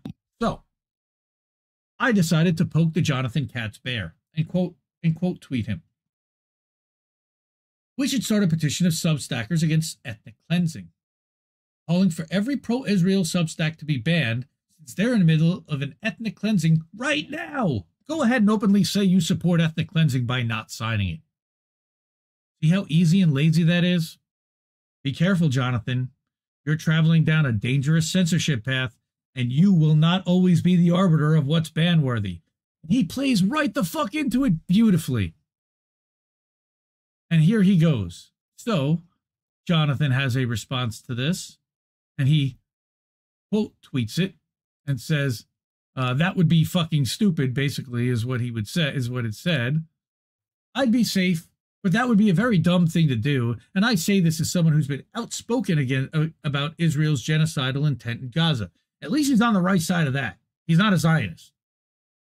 As would calling for every, say, pro-Trump blog to be banned, or even every blog that traffics in any kind of white supremacy, or even turning to permabans, or even negative moderation at all as a move of first resort, which is why we aren't calling for any of that. Yeah, you're not now, dummy. Stupid! You're so stupid! But it ain't gonna be you next time that calls for it. It's gonna be somebody calling for it on you. And then you're gonna be like, come on, that's unfair. You never see it coming. Shitlibs go to shitlib. Something tells me this guy is an active member of DSA. I don't know why. But to prove to Jonathan that I put my money where my mouth is, this piece was written in September saying not you two Substack, stay out of promoting content, be a platform. Okay, and I never mentioned Richard Hanania, I don't believe. All right, but Substack should not be amplifying any creators. They should be a platform that delivers exceptional service to creators who are free to publish whatever they want, so long as they don't violate the TOS or federal and state laws. I wrote this 3 days ago in response to Jonathan and his screeching. Now, Ted Gioia, he writes about jazz, and he's great. Everybody loves him. He's incredibly well respected, and I was waiting for him to weigh in, and I honestly thought that he was going to republish that. I was going to be really disappointed if he did. And he pleasantly stood up and surprised me. And he said, I urge you to support individual rights and civil liberties. Organizations who try to silence and censor writers are the ones who have a real Nazi problem. The historical record is clear on this. Censorship is used by the powerful to silence the weak. We've seen that everywhere, from the Spanish Inquisition to the French Committee for Public Safety to the Soviet gulags and beyond. And today we are seeing censorship regimes weaponized against writers and others all over the world. Journalists in particular have a responsibility to defend freedom of expression, Jonathan, which is the lifeblood of their vocation. Fisto says, thank you, Ted. Amen, Ted. And a lot of people are in agreement with Ted. Okay? Because Ted signed off on this letter and they want answers. His crowd. And I'll bet you he's lost followers because of this. And I'm sorry for that, but I hope that he gains substantially more as a result. Right? Now, Fisto, back at the end of November, when this first came out, said that, as many of you know, there have been renewed calls for censorship on Substack. And here at The Partisan, again, we take a maximal stance. So the facts are these. Pro-censors seek out content that upsets them, often content with extremely low engagement, which is exactly what Jonathan Katz did. He claims that he's got newsletters with 10,000 plus subscribers. How many of them are paid? How much are they making? How much is Substack profiting from that? And what is it even enough? I'll get to that in a minute. But pro-censors seek out content that upsets them. Most of us would never see this content if it weren't for pro-censors' protests, like we said. Pro-censors do not understand the basics of the free speech position, as evidenced by their completely not understanding Substack's plainly written policy. They brook no criticism. Anything above a vain whimper of protest gets you ignored, mocked, and always blocked. They disrespect every person on this platform when they demand that Substack save us from objectionable, offensive, and hateful content, as if we can't decide that ourselves. We do not need them or Substack to save us from the bad guys. As grown, mature, adult human beings, we are perfectly capable of doing it ourselves. Substack respects this. Their platform will continue to prosper. As we all wish to see this, I encourage you all to challenge and critique any pro-censor argument you see anywhere and everywhere on this platform. We fight bad speech with more speech. Wow, I heard somebody say that a little while ago. Right up to the gates of hell and beyond. Who's with me? I would say Reef is with you, Fisto. Reef is with you. User was banned for this comment. Everyone's favorite robot, Fisto. And Fisto, by the way, is using an alias, and he admitted that he is, and that's fine. I'm cool with that because I do too. Now, here's where it starts to go wrong. Sarah reported Fisto because she used the report button, except, oh boy, sorry, I changed the sizing. Yeah, that goes to the fucking article guy, not the... Yes, Sarah signed her name to Substackers Against Nazis letter. This information is publicly available. I tagged her in my criticism of the piece. She commented on my piece. She reported me to myself for stalking. Ah, yes, stalking. Non-subscribed user Sarah says, this person is stalking me and tagging me in posts despite never having contact with him. Stalker! Yep. I said, it's what Nazis do, Fisto. He says, but think about it a little more. They had structural advantages on Twitter. Those do not exist on Substack. Even better, they don't even know how it works. It's open season as far as I'm concerned. No mercy. Yeah. Right? I said, but this is why I picked this. Cobra Kai? Right. An enemy deserves no mercy. This is how words get used to censor and ban people, by the way. She's going to run around telling everyone you stalked her for tagging her in a post that she publicly put her name to. But of course, the context gets lost somewhere. It becomes a game of telephone, and the legend of the story begins. 2 weeks from now, you openly attacked her, violated her safe space, and incited violence. Then the DEI, right? Then the DEI censors, right? Then the DEI censors that use that to demand a TOS ban, have a hissy fit when it doesn't work, then leave in a huff. End scene. He says, I hope they do. I will absolutely pound them into the dirt. And that's when I got angry enough to say, you know what? I'm going to talk about this shit tomorrow night. Because this is insane. Yeah. Somebody said, I hope you were goose-stepping when you were stalking her. Holy shit. At least she didn't call you a Nazi stalker. Right. Dude, people are just Shout out Rich. Rich even weighs in there. Rich had a bunch to say too. All right, so quote tweeting Fisto, Georgia McGraw says, things I've learned today is one, the report function just reports to the Substacker whose piece you are commenting on, not Big Daddy Substack as this lady thought. 2, there are people who want to have other people's comments removed for even being slightly caustic in tone. They're the ones who want to paint themselves as Nazi hunters and wish to implement censorship here. It was never about Nazis, but I already knew that last bit. And we saw this with the COVID hunters, right? I remember that there was an entire group of COVID misinformation hunters. Oh yeah, they put an entire group together of people that were hunting COVID misinformation. Yep. Now, Marissa, who is one of the authors of the original letter to Substack on against Nazis, she's very proud of herself. More than 200 publications joined Substackers Against Nazis. Despite strong media coverage, Substack founders still offer no direct response. So Marissa, who's very, very proud of herself and very full of herself, on Thursday, I published an open letter that was drafted with input from more than 100 Substack publishers and shared by each of us on our respective Substacks. The goal, to get an answer from the public. And what does she cover? Who knows? But to demand that that the platform's founders as to why they're platforming and monetizing Nazis, like actual Nazis, and the groundswell of support has been amazing. Ever since the first round of us shared the letter, more than 200 publications in total have published it on their own Substacks, and our efforts have been covered by Forbes, Fast Company, The Hill, and Newser. It's been exciting to see our reach. But above all, Substack leadership's response to these media outlets asking them about our efforts has been quite clarifying. Substack declined to respond to Substackers Against Nazis letter, but directed Fast Company to a separate open letter written by journalist L. Griffin, which we read, that as of Thursday had been signed by more than 50 publishers on the platform to signal their support of Substack's current moderation policies.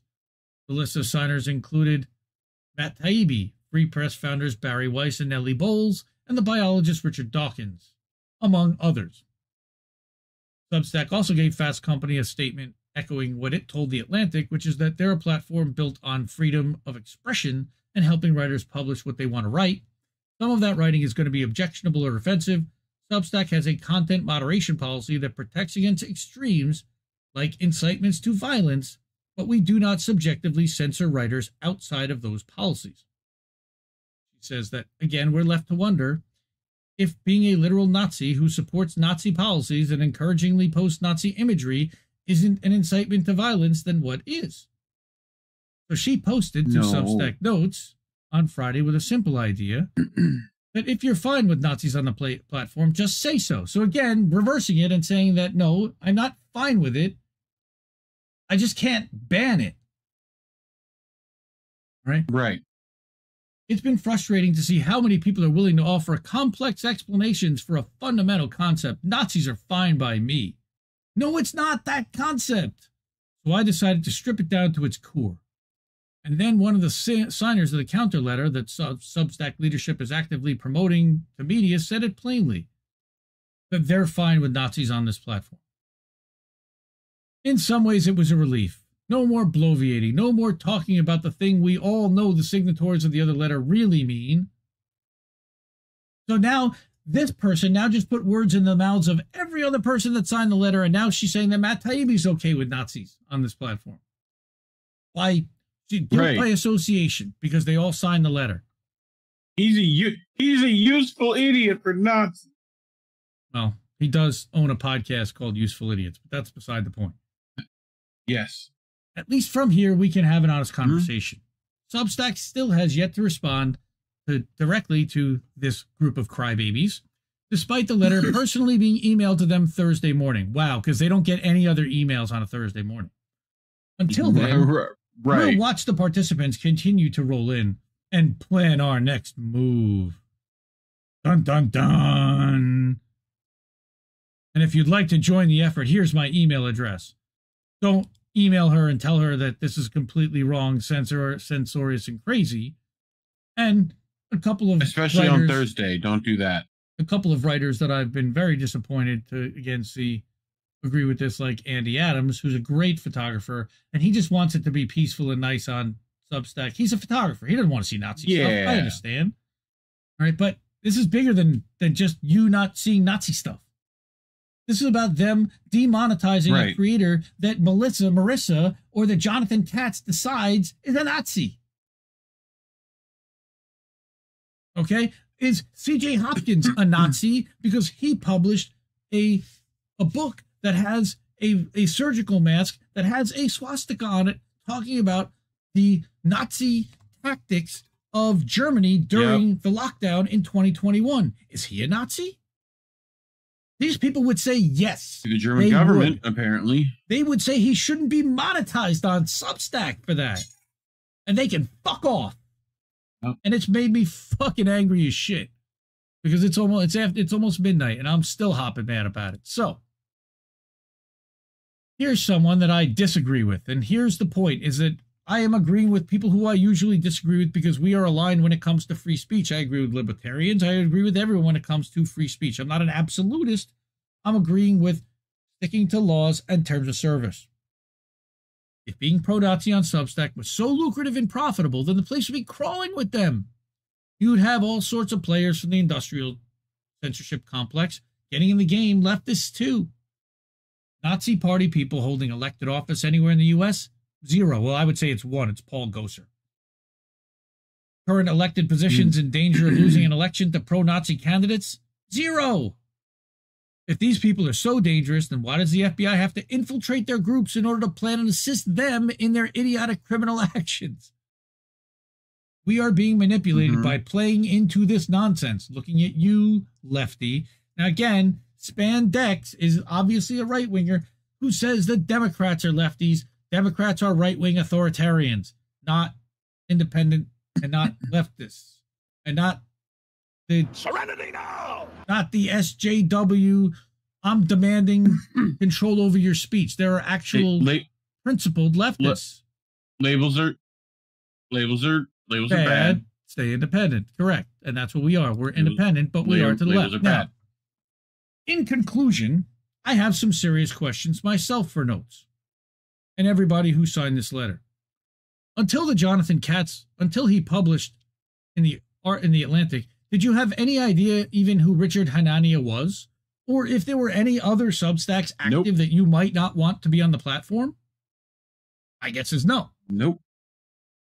Did you ask how much Substack actually profits from this content and whether it would be more costly legally to restrict creators and deal with the censorship lawsuits? Nope.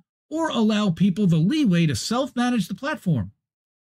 I'm willing to bet they aren't keeping them from being banned for the money. And that 10% Substack gets isn't even enough to hire a content moderator or pay a lawyer. Jonathan Katz and the Atlantic and Marissa Cabas are bullies, and we are all playing their game and filling their agenda to keep the spotlight on one of the few places you can openly question established narratives without suppression. Today, it's Nazis. Tomorrow, it's the people who support the Palestinians. Then, it's those who challenge Big Pharma for the next pandemic that all the bigwigs have been teasing and warning about. This is what they are trying to do. Now, this person says that even privately owned social media platform exists only for profit maximization and market domination. Your question or thought is like wondering why there's so much water on Earth. No, not at all. What we're saying is you have to weigh the risk versus the cost. Risk versus reward. And even if these 200 people leave Substack and take their entire audience with them, how many people does that actually represent monetization-wise? Is that really going to hurt so badly Substack's bottom line that they're going to compromise on the principles of the platform? And by the way, none of them has as big a platform as even Matt Taibbi, let alone Barry Weiss and some of the other people who have signed off on that other letter. And that is what, and that's what Fisto has said to me privately, is that if you look at just the straight dollars of this and the economics, Substack is going to, in the end, side with the larger creators that are generating more revenue for their platform. Now, they have not responded other than having somebody restack L's note. But my guess is that based upon who their large investors are, being Andreessen Horowitz and Y Combinator, and that they are VC funded, which is tied into the DEI and ESG movements, they're going to be forced and pushed by their investors to respond in some way, shape, or form, which is disappointing. I hope they hold the line, because we've talked about Substack and Rumble being under assault from a multitude of apparatus, one of them being Congress. And one of the speculations is that, and if you look at Jonathan Katz's background, he spent time early on covering the Defense Department. Does he have connections with the security state? I'm not going to speculate one way or another. I'm asking questions. I don't know. But I'm going to find out. Oh, yes, you can be sure I'm going to look into this and we're going to find out. What are those connections? FBI, open up! Well, Fisto is convinced that the censorship industrial complex and maybe even the CTI League are involved in sowing discord and implanting this story somehow. And in the escalation and amplification of this story somehow. And of course, we all know that the censorship industrial complex has agents with large platforms on Substack. They have to. They're everywhere. They're in 72 countries, according to the CTI League. So we've got to fight this. I mean, I'm standing and punching, and it feels like very lonely out there. There are several that stand with us and several that have large platforms, and they're most concerned that they've seen their freedom of speech at some point either taken away or somebody close to them has been. And they know those dangers of that slippery slope. Even if they don't like what's being published, or they don't like the creator, or don't think personally that they should be monetized. It's not their call. Just like it's not my call. And it's not your call, Jonathan Katz. It's up to Substack Legal, primarily. And remember that because these are VC tech bros, they're going to listen to their lawyers first. It's not even going to be Andreessen Horowitz and the venture capitalists. It's going to be the lawyers that decide how this is responded to and if. And it may take a day or 2 or 3 or 4 for all the executives to roundtable, get together, decide how they want to approach this as a platform and respond after corrections from their legal team. And that may take 3, 4, or 5 days, Marissa and Jonathan. So I'm sorry if they're not necessarily going according to your timeline, if they choose to respond to you at all, which they don't have to. The entitlement that drips off of these people is disgraceful. Disgraceful. You are no better than us, than any other performer here on this platform, than any other creator here on this platform. I don't give a shit how big your audience is. Take it and get the fuck out if you don't like it. And that's what most of us are standing up collectively and saying.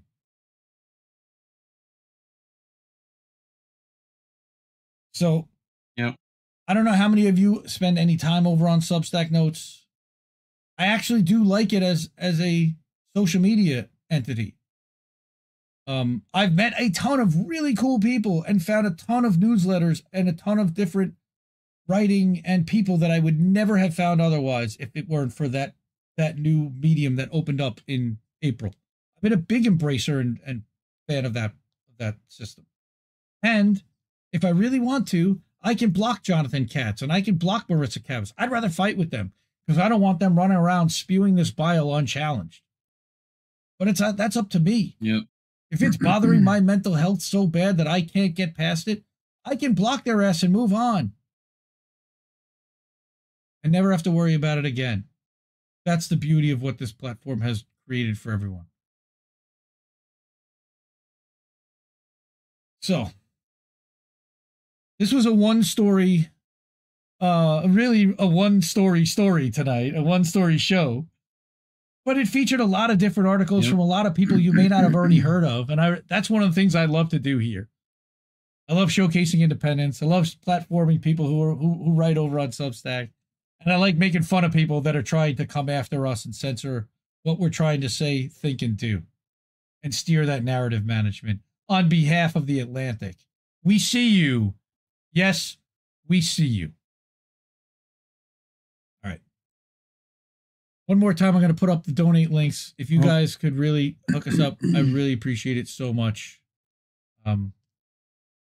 This week on INN, we're talking about Crab we're not going to be here next Sunday night. It's Christmas Eve night. And we're going to let you guys be with your families, and we're going to be with ours. We do plan to be here on New Year. Actually, I think it's Christmas Day Eve, like the 25th is next Sunday, right? Or is it? Yeah. Okay. 24th. Something like that. 24th is next Sunday. The 31st is the following Sunday. We will not be here for that. We may do the 1st. If Politically Homeless does not go on New Year's Day night, we may shift on and do Monday night instead of Sunday for that night. I don't know. We'll see. Or we'll take 2 weeks off. We could certainly use a break. The plan already is to take the month of January off. So we're not going to be back for a little while, but we're going to do boats. We're going to be back in about 25 minutes or so to do boats. Later on this week, there is going to be no American Tradition. Jesse's voice is still rough. Crab is talking about going live tomorrow night for Politically Homeless at 9 o'clock and to talk about the reduction in body count that the IDF keeps revising downward as to how many civilians were murdered on 10/7. It's now down to 695 from the original number of 1,400, revised down to 1,200, revised now down to 695 because of all the soldiers that were also murdered that day. It's not that 1,200 weren't killed. It's just that only 695 were civilians. 30, by the way, I saw were children, even though somebody else said only one of them were. I didn't know that. But so maybe New Year's Day Eve, but otherwise we're not going to be back probably till about February. We're going to be back for boats in 20 minutes, so come back for that for sure. But to continue the week, INN News on Wednesday. Put the link in chat. INN News on Wednesday. These guys are going to do that. Reef and Colin going to do INN News. Thursday, there's no show. Friday, we've got Angel in the afternoon at 7. And then Snow Himbo is probably going to do a gaming stream Friday night. And that's going to be it for the week until Christmas. So we just have a couple of shows this week. We're going to have a relatively light week, would be my guess. Plus, we're going to have Misty, of course, on TNT Radio. Listen and watch her now on tntradio.live every day, 5 o'clock Eastern. And we did a Palestine Unity stream on Thursday night with Connor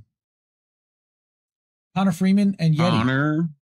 Right, Connor Freeman and Yeti did a Palestine Unity stream on INN. Go check that out. It's an hour long.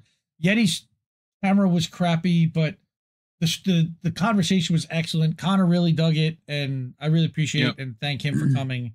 And I really am enjoying these anti-war collaborations. He just looked like he was filming from an undisclosed location that we had to blur, you know? Right? Like it was like Cigarette Man for the X-Files. Just had to be the voice, you know? I love it. Like, but yeah, the plan is to do them every 2 weeks. The next one is going to be on the 28th of December, and it's going to be Rob Durden and Dave DeCamp. And we've got these scheduled all throughout January and into early February, and we've got other people that also want to sign on. So likely we're going to continue this.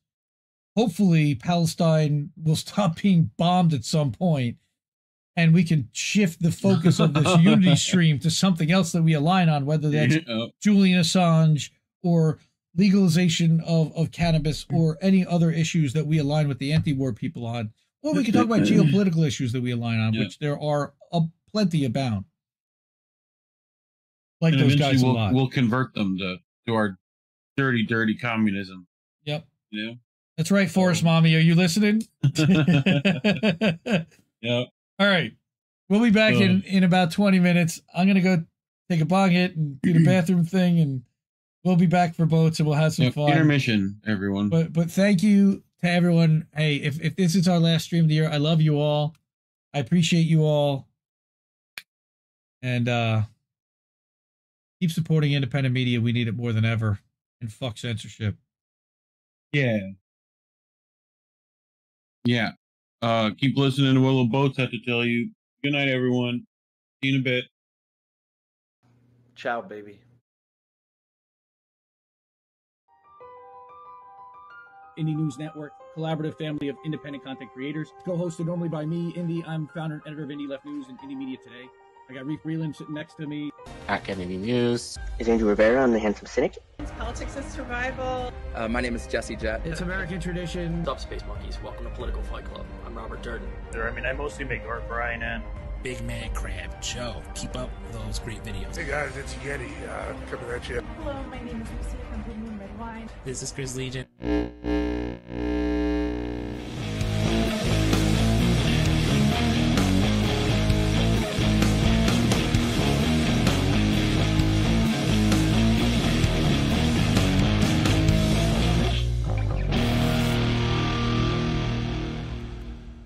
Keep fighting that good fight out there, guys.